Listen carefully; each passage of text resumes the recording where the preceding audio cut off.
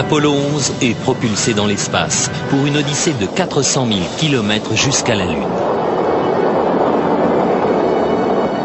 Pendant leur voyage de 8 jours, les astronautes d'Apollo 11 ont pu contempler des vues spectaculaires de la Terre tout en flottant en apesanteur.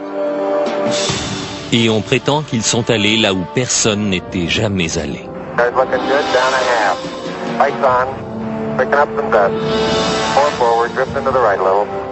Contact light. Okay, engine stop. We copy you down, Eagle. Listen, Tranquility Base here. The Eagle has landed. Pourtant, se sont-ils vraiment posés sur la Lune? La plupart d'entre nous le croient. Des millions de personnes ont vu à la télévision le module lunaire se poser et entendu prononcer ces paroles inoubliables. That's one small step for man. One giant leap for mankind. Mais jusqu'à aujourd'hui, certains prétendent que pour croire au petit pas de l'homme, il faut faire un grand bond dans la foi. Bill Kaysing était analyste et ingénieur pour Rocketdyne, l'entreprise qui a conçu les fusées Apollo. Beaucoup de problèmes se sont présentés dans les années 60 qui ont conduit les gens à penser que nous n'allions jamais parvenir à la Lune.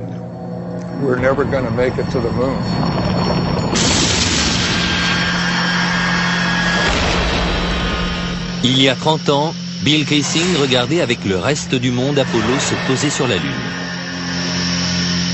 Mais ce qu'il a vu à la télévision après son expérience à Rocketdyne l'a laissé sceptique. À l'époque, tout ça m'a paru bidon. Je pense qu'intuitivement, je savais que ce qu'on nous montrait n'était pas vrai. En étudiant les images de plus près, il fut choqué de trouver plusieurs invraisemblances. Kaysing remarqua que malgré la clarté de l'espace, les étoiles faisaient défaut dans le noir ciel lunaire.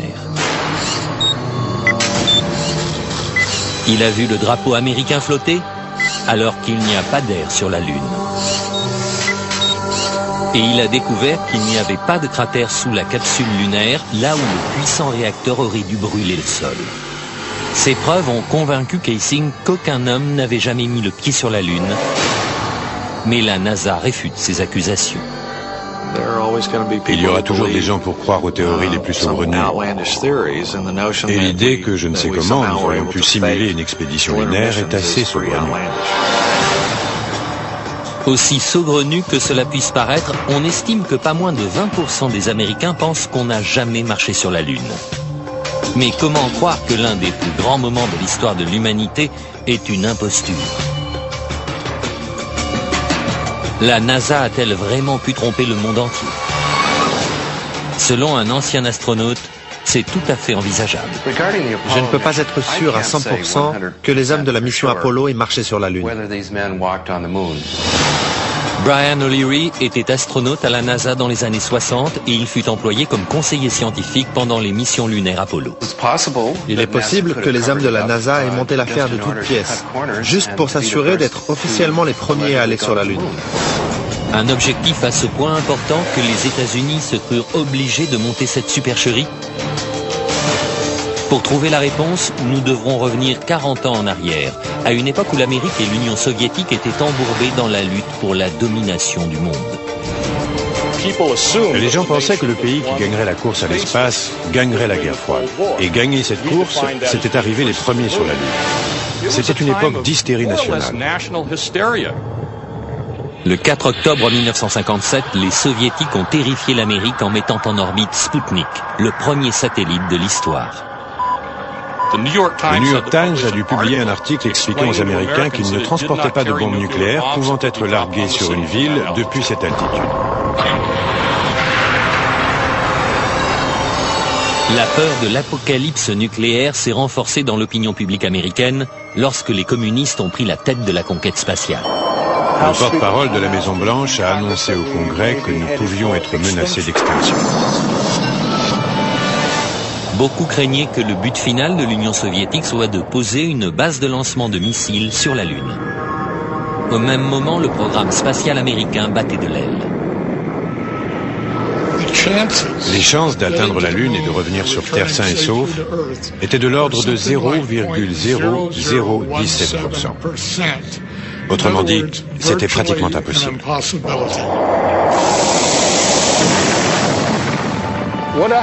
Ce qui s'est vraiment passé d'après moi, c'est que dans les années 60, on s'est dit, ce qu'on ne peut pas faire, on peut toujours le feindre. Mais si les missions Apollo étaient vraiment simulées, comment a-t-on pu mener à bien une pareille imposture? D'après Kaysing, le décollage de la fusée Saturne V a vraiment eu lieu, mais elle n'a jamais envoyé d'astronautes sur la Lune. Les astronautes sont partis avec Saturne V. Ensuite, et cela explique leur disparition, ils sont juste restés en orbite autour de la Terre pendant 8 jours. Et pendant ce temps-là, on a montré ces images truquées d'astronautes sur la Lune. Mais le 8e jour, la capsule de commande s'est séparée du véhicule et a atterri, comme on a bien sûr pu le voir en images.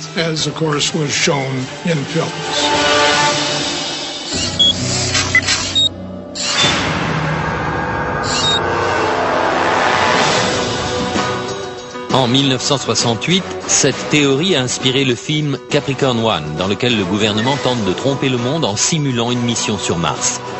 We do not claim this planet in the name of America. We claim it in the name of all the people of the planet Earth. Les images d'Apollo sont d'ailleurs étrangement similaires à celles du film. Le producteur Paul Lazarus suggère que l'intrigue du film relève plus de la réalité que de la fiction. Je pense que la NASA avait les moyens de mener à bien la plus grande imposture de tous les temps. Elle pouvait recréer la scène dans un studio de télévision sans jamais envoyer personne sur la Lune. Je pense que c'était réalisable à l'époque. La technologie le permettait. The pudding is solid. Surface seems powdery. Surface is fine and powdery. I can pick it up loosely with my toe. Dans le film, on a fait ce qu'on a pu avec seulement 4 800 000 $.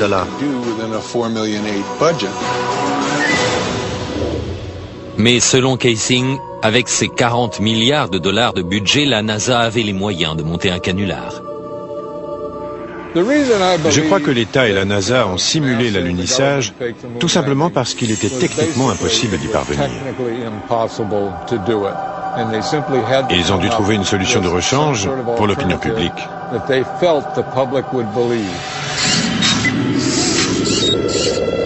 D'après Kaysing, les alunissages étaient en fait filmés en plein désert du Nevada, dans une base militaire secrète connue sous le nom d'Air 51. L'Air 51 est l'un des sites les plus secrets des États-Unis. Si on y pénètre à la recherche d'informations, on peut très bien être descendu sans autre forme de procès. Des photos de l'Air 51 prises par un satellite espion russe révèlent non seulement une série de hangars qui ressemblent à des studios de cinéma, mais aussi des portions de terrain désolées qui ressemblent à la Lune et sont comme par hasard couvertes de cratères. Comparez cette photo d'un cratère lunaire officiellement prise depuis l'orbite de la Lune par Apollo 10 avec cette photo satellite d'un cratère de l'Air 51. Les astronautes eux-mêmes ont remarqué la ressemblance entre les terrains.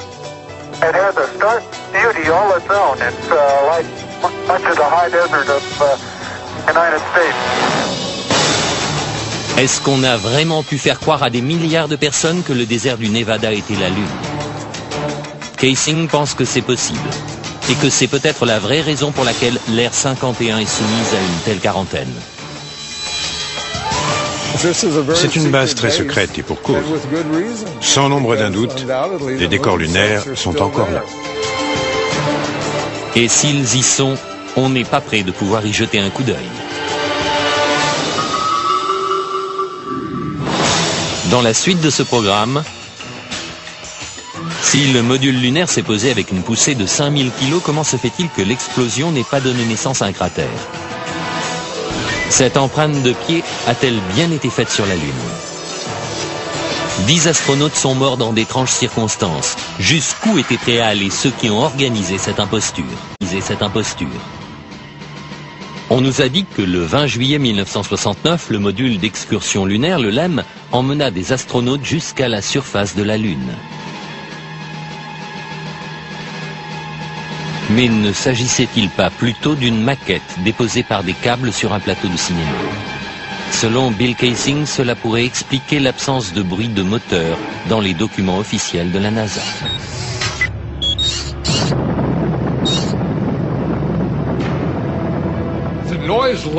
Le bruit d'un moteur de fusée atteint les 140 ou 150 décibels. Autrement dit, c'est un bruit énorme. Comment serait-il possible d'entendre des voix d'astronautes dans le tumulte d'un moteur de fusée en marche? Picking up some dust. 30 feet, 2.5 down. Straight shadow. 4 forward, drift into the right a little. Contact light. Okay, engine stop. Est-ce une preuve que les images sont truquées? Qu'elles auraient été tournées en environnement contrôlé, ici, sur Terre? Quelques mois seulement avant cet événement historique, un prototype de LEM faisait un vol d'essai sur la base de l'armée de l'air d'Ellington. Pendant que des caméras de la NASA enregistrent le vol d'essai, Neil Armstrong se débat avec un engin indomptable. Finalement, à 100 mètres d'altitude, il finit par perdre le contrôle de l'appareil, mais réussit malgré tout à s'éjecter au dernier moment.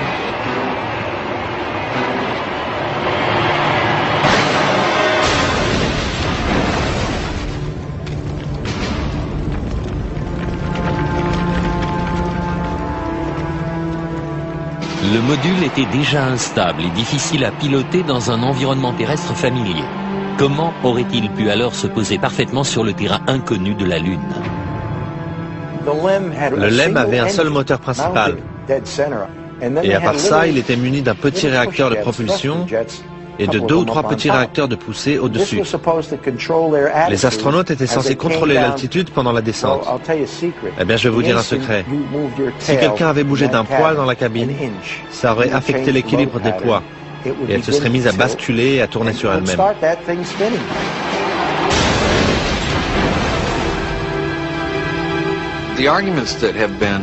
Les objections présentées par ceux qui pensent que l'alunissage était une imposture sont très élaborées. Et elles doivent l'être pour défendre une théorie pareille. Mais il y a une preuve qui reste irréfutable. Sur la surface de la Lune, il y a toujours des empreintes de pas, des empreintes de bottes. Mais les tenants de la théorie du complot affirment que même ces empreintes sont douteuses. The surface appears to be very fine-grained as you get close to it. It's almost like a powder.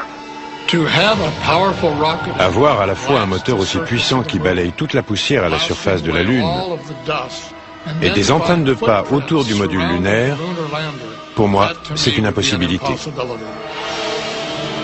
L'une après l'autre, les photos révèlent que la surface lunaire autour du LEM est couverte de traces de pas.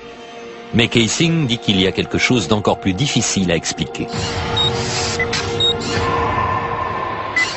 Le fait que l'alunissage n'ait pas créé de cratère est pour moi l'une des preuves les plus concluantes en faveur de l'imposture. En fait, aucun cratère n'est visible lors des 6 alunissages.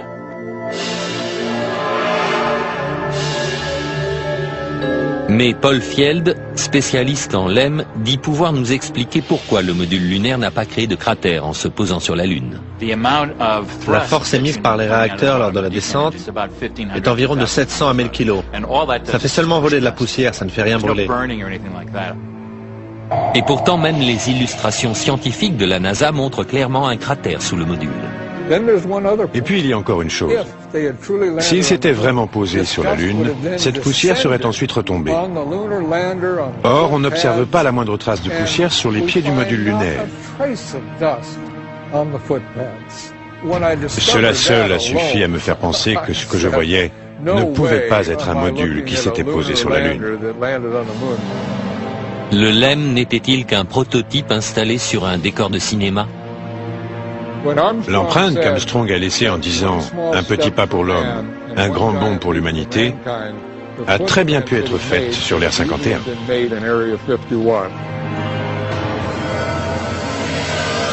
Kaysing remarque que le départ du LEM est encore plus suspect. Dans les images de la phase d'ascension, on ne voit pas la traînée de fumée qui devrait sortir du réacteur.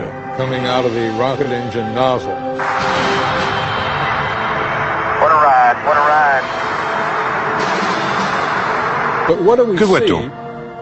On voit le module décoller tout d'un coup, sans la moindre fumée, comme s'il était juste hissé à l'aide d'un câble. Est-ce la preuve qu'il s'agissait d'un complot?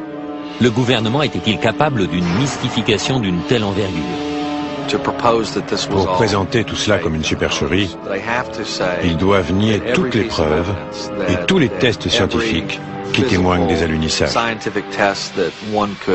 Offered to support the reality of the lunar landings, they have to say that all of those are fake. Ma conviction qu'Apollo était une imposture ne se basait pas sur une preuve en particulier, c'était tout un ensemble. Tout ça était bidon. Et maintenant, s'il n'y a pas d'air sur la Lune, alors pourquoi le drapeau américain flotte-t-il? Les photos officielles de la NASA ont-elles été truquées?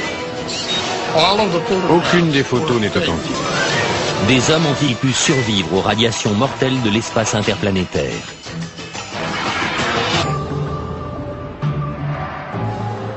Si les alunissages ont vraiment été filmés dans un studio de cinéma, alors où sont les preuves?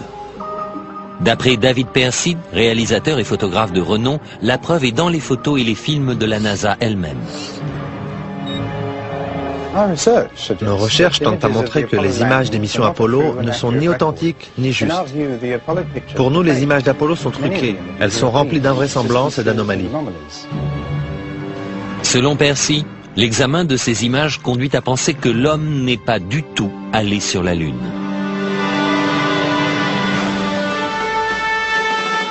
La célèbre image d'un homme faisant ses premiers pas sur la Lune. L'une des plus marquantes de notre histoire. Mais pourquoi des images d'une telle importance sont-elles si floues et difficiles à voir?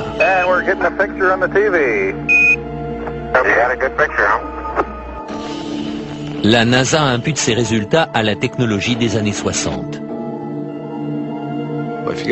Si l'on revient en arrière, la vidéo de la mission Apollo 11 est de bien mauvaise qualité selon nos standards actuels. Ce sont des images spectrales qui n'ont pas l'air très réelles.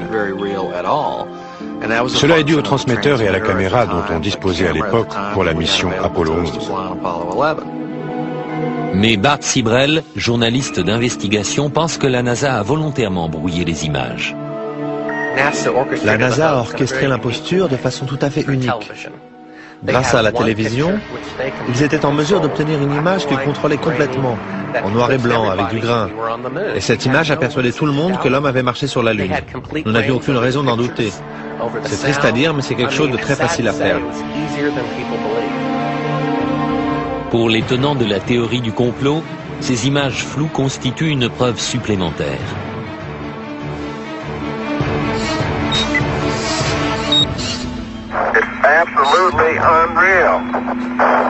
Apparemment, les astronautes se déplacent dans la pesanteur lunaire, qui est 6 fois plus faible que celle de la Terre. Mais Percy remarque que si on double la vitesse du film, ils ont l'air de courir sur Terre.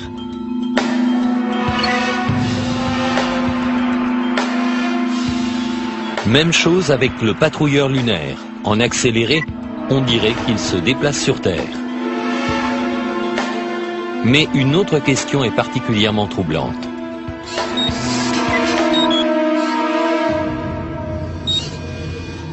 S'il n'y a ni air, ni vent sur la Lune, pourquoi ce drapeau flotte-t-il? Si le drapeau flotte sur la Lune où il n'y a pas d'atmosphère, c'est qu'il y a eu un petit coup de vent sur l'Air 51 pendant le tournage. Ces astronautes seraient-ils vraiment en train de planter un drapeau dans le sol lunaire? Ou bien y a-t-il anguille sous roche? Et que penser des photographies? Pour certains, les encombrantes combinaisons spatiales auraient rendu extrêmement difficile la manipulation des appareils que les astronautes portaient sur leur poitrine. Jan Lundberg a conçu ces appareils. Une fois sur la surface lunaire, en tenue et avec l'équipement de survie, ils ne pouvaient pas voir les appareils. Ils ne pouvaient pas pencher leur tête assez bas. Ils n'avaient pas de viseur. Ils devaient viser en déplaçant leur corps.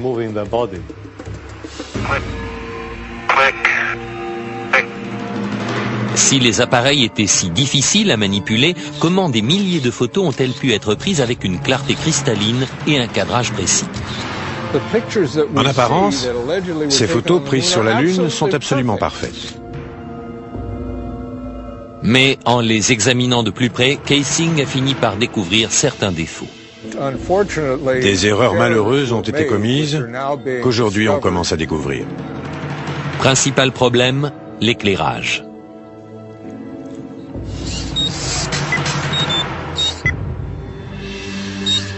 Sur la Lune, la seule source de lumière pour les astronautes était le Soleil. Ils n'avaient pas d'éclairage supplémentaire, pas de flash, rien de ce genre. Et pourtant, dans cette photo prise par Apollo 14, les ombres sont projetées dans des directions différentes, suggérant plusieurs sources de lumière. Les ombres des rochers au premier plan auraient dû s'étendre d'est en ouest, comme l'ombre du Lem. Dans cette photo prise par Apollo 17, les ombres s'étendent aussi dans des directions différentes.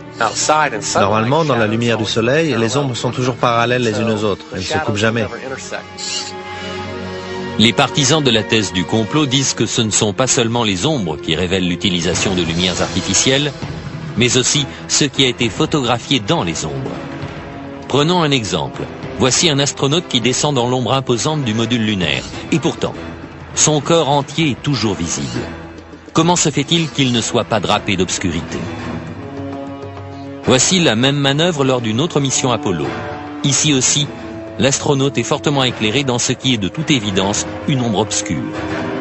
Et dans cette image-ci, le Soleil est juste derrière l'astronaute, le contour de sa silhouette devrait être imprécis, et pourtant on reconnaît les moindres détails de son costume. On dirait qu'il est sous un projecteur. Mais je ne peux pas l'expliquer. Ça m'échappe. Et pour finir, dans cette image où le Soleil est derrière le module lunaire, l'avant du vaisseau est clairement visible. Les mots « United States » sont clairs et nets. Comment ces images à contre-jour peuvent-elles être si précises? Parce qu'il y a plus d'une source de lumière, ce qui veut dire qu'ils ne sont pas sur la Lune. Mais la NASA réfute tous ces arguments. On conteste beaucoup l'authenticité des photos prises par Apollo. Et les objections sont si nombreuses que ce serait une vraie perte de temps de répondre à chacune d'entre elles. Mais ce n'est pas tout. Pourquoi certaines de ces images, prises à des moments différents et en des endroits différents, présentent-elles un arrière-plan identique? Ces deux photos semblent avoir les mêmes montagnes pour toile de fond. Et pourtant, le module lunaire n'est présent que sur l'une d'entre elles. Ce qui est tout simplement impossible puisque le LEM ne s'est jamais déplacé et que sa base est restée sur la Lune.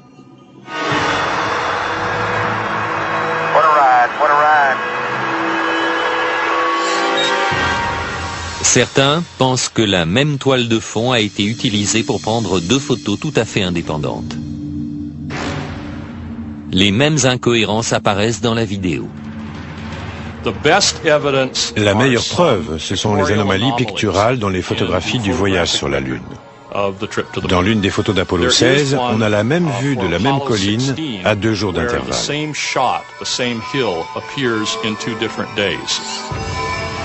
Cette vidéo a été prise lors de la première des excursions lunaires d'Apollo 16. Et celle-ci, le jour suivant, à un autre endroit.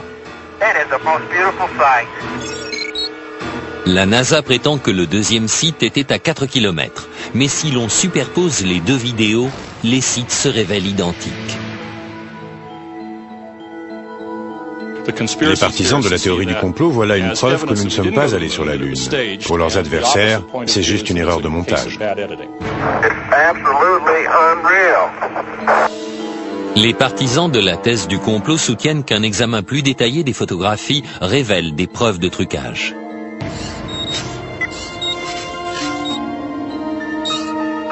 Des croix étaient gravées dans les appareils photo, afin de repérer le haut de chaque image. Mais dans cette photo, le repère est derrière le patrouilleur lunaire. C'est impossible. Ça ne peut être que le résultat d'une manipulation technique. Et sur cette photo d'Apollo 11, le matériel au premier plan recouvre la croix. Ici, c'est le drapeau américain qui couvre l'une des branches. Et l'astronaute couvre l'autre. Questionnée sur ces photos et vidéos douteuses, la NASA nie en bloc les accusations. Il y a toutes sortes d'accusations, des plus sophistiquées aux plus ingénues. Il y a des arguments qui sont optiquement faux, physiquement faux, scientifiquement faux, historiquement faux. Il y a beaucoup d'âneries là-dedans. Mais quoi qu'en dise la NASA, les partisans de la théorie du complot maintiennent qu'Apollo était une supercherie. Après avoir regardé toutes les photos et tous les films, je suis absolument convaincu que nous ne sommes pas allés sur la Lune. Je suis prêt à jouer ma vie là-dessus. Et maintenant, la tragédie frappe le projet Apollo. Le projet pouvait être tué dans l'œuf. 3 astronautes sont morts dans une simulation de vol, mais était-ce un accident? Il allait sonner la fin de tout le projet. Les astronautes pouvaient-ils survivre à un voyage à travers l'espace interplanétaire? Avant même d'être à mi-chemin de la Lune, ils auraient reçu une dose de radiation mortelle.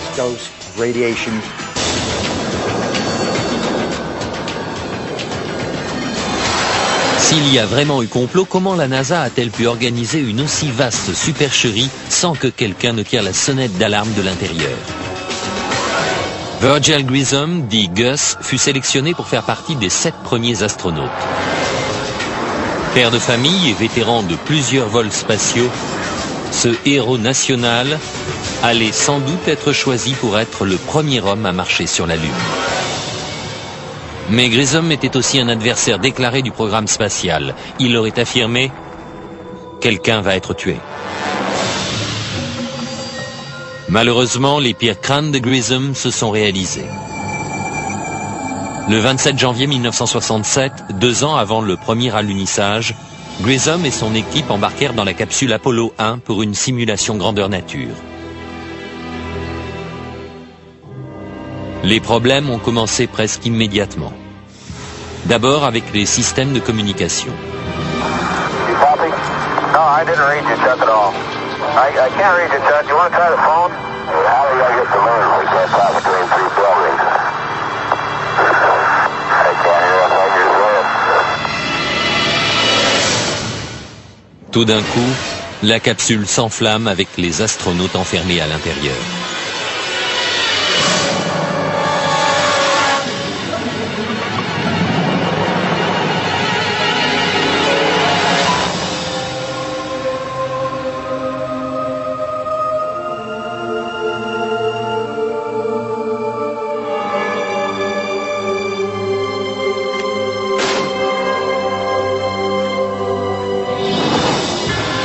Gus Grissom, Ed White et Roger Chaffee ont perdu la vie avant même de quitter la rampe de lancement.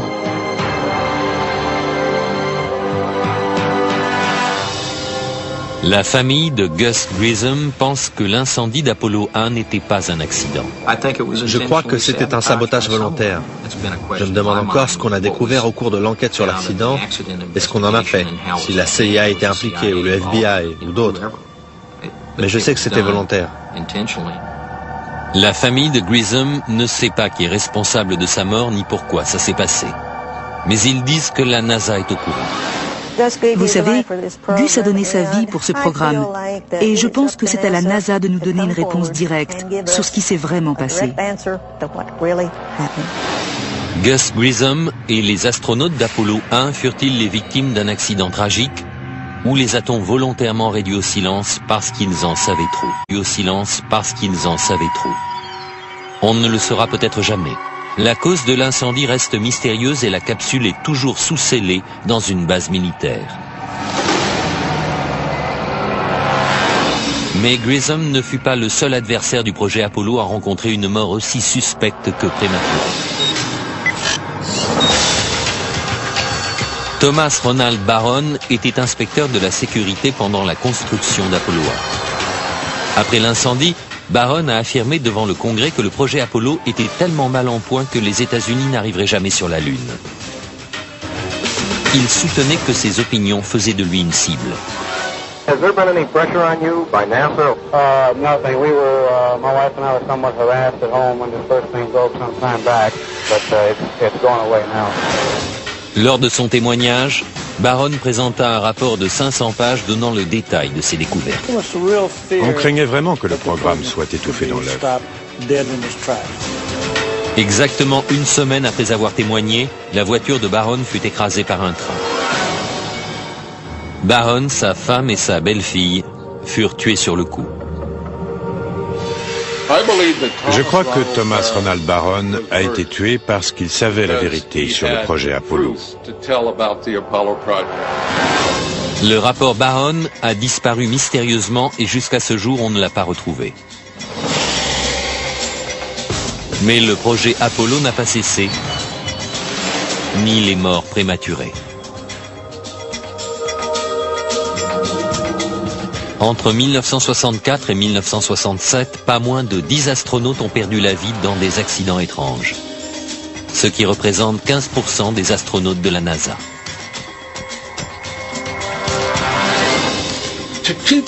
Pour garder un secret bien protégé, on doit éliminer toutes les personnes qui sont capables de le révéler. Le gouvernement aurait-il pu aller si loin et mettre au point une imposture aussi élaborée? Selon la NASA, c'est impossible. Il y avait probablement 250 000 personnes directement impliquées dans le projet Apollo et environ 500 000 indirectement. 750 000 personnes ne peuvent pas garder un secret. C'est impossible. Mais Bart Sibrel insiste pour dire que la plupart des employés ne savaient rien de l'imposture. Très peu de gens étaient au courant à la NASA. C'est tellement départementalisé. Quelqu'un fabrique des boulons à Houston. Un autre s'occupe de ceci ou cela à Seattle ou en Floride. Personne n'a de vue d'ensemble de quoi que ce soit, à part une poignée de gens. Si les partisans de la théorie du complot ont raison, et que seulement très peu de gens connaissaient toute l'histoire, alors la vérité pourrait rester enterrée pour toujours. Dans la suite de notre programme, les astronautes auraient-ils pu survivre aux radiations mortelles de l'espace? Leur faire traverser la ceinture de radiation aurait été impossible. Des morts suspectes, des photos truquées et des drapeaux flottant dans le vide spatial, autant de raisons de douter.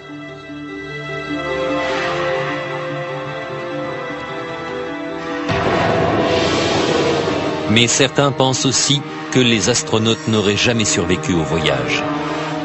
Ils ne pouvaient pas aller sur la Lune à cause d'un phénomène que peu de gens connaissent, appelé ceinture de radiation de Van Allen. À 800 km de la surface terrestre, ces ceintures de radiation épaisses de plusieurs milliers de kilomètres entourent notre planète.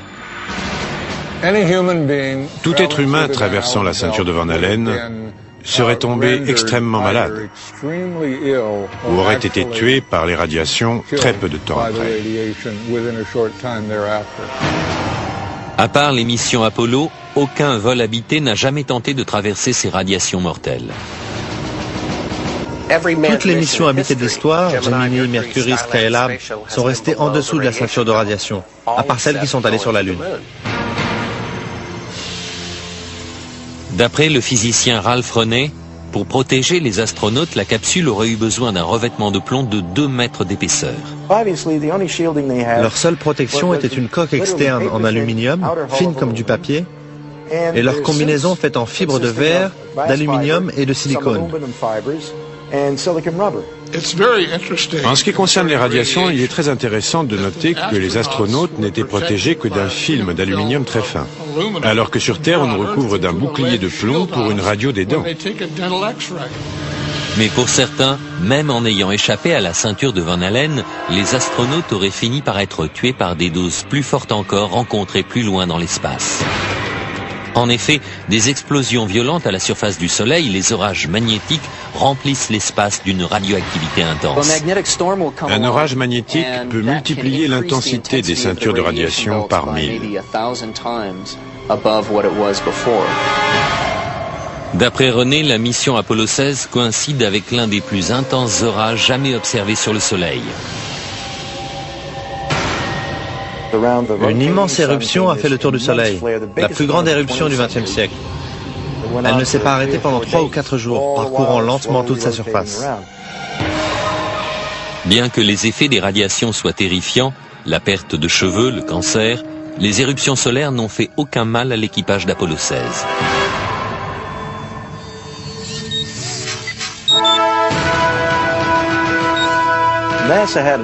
La NASA a rencontré un autre problème.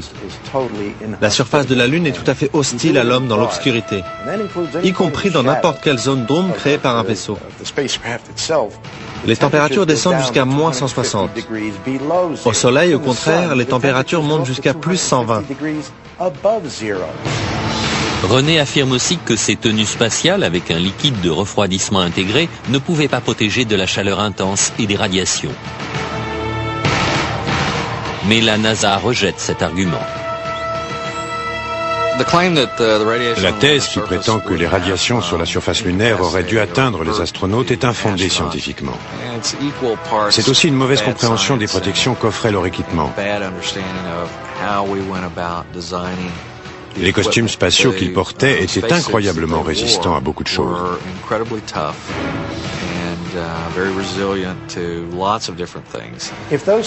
Si ces costumes sont aussi efficaces que ce que dit la NASA, alors qu'ils prennent un ou deux types, qu'ils les mettent sur le site radioactif de 3 Miles Island en leur demandant de nettoyer tout ça. Mais ils ne peuvent pas le faire et ils ne le feront pas. Aucun des astronautes d'Apollo n'a jamais été atteint d'une maladie grave à la suite d'un voyage sur la Lune. Parce qu'ils n'ont jamais quitté l'atmosphère terrestre ? C'est la principale raison pour laquelle les Russes n'ont jamais vraiment voulu envoyer des hommes sur la Lune. Était-ce la peur des radiations mortelles qui poussa les Russes à abandonner leur projet de voyage sur la Lune? D'après l'un de leurs principaux cosmonautes, ce facteur fut déterminant. Bien sûr, nous étions inquiets à l'idée de nous jeter dans l'inconnu de l'espace. Bien sûr, nous avions peur. Nous n'avions aucune idée des effets possibles de ces radiations sur l'être humain. Nous imaginions même qu'elles pouvaient pénétrer le vaisseau spatial lui-même.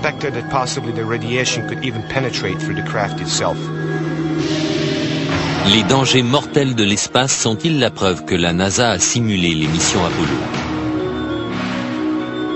Jusqu'à ce jour, les Russes n'ont jamais envoyé d'hommes sur la Lune.